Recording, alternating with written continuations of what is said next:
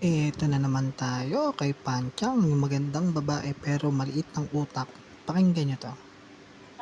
Wala namang sinabi na tumanggap kayo ng maleta. Ang sabi ng isa sa mga 18 Marines, nagpa-picture sa inyo. 'Pag talaga gustong lumusot, lulusot, eh, 'no? Ito ba yung sinasabi mo?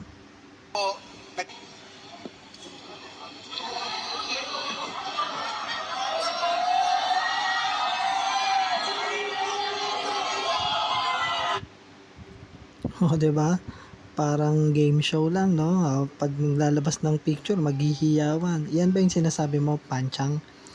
Ikaw, hindi ko talaga alam kung paano ka mag-isip, eh, Alam mo yung portion na 'yan, 'yan yung portion na naglalabas sila ng picture, evidence, ebidensya, na nagbibigay sila ng maleta kung kani-kanino at ipapaliwanag nila.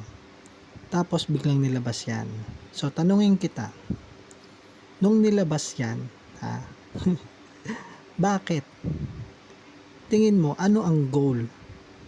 Ah, kung yung sinasabi mo is nagpa-picture lang naman pala, hindi naman pala kayo binigyan ng maleta. So bakit nilabas 'yan?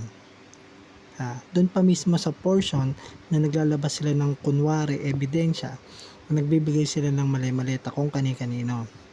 Ha? Ganda-ganda mo, liit ng utak mo, Panchang. Sayang ka eh, no? Talagang certified 80-80 ka eh. Ha? Uto-uto.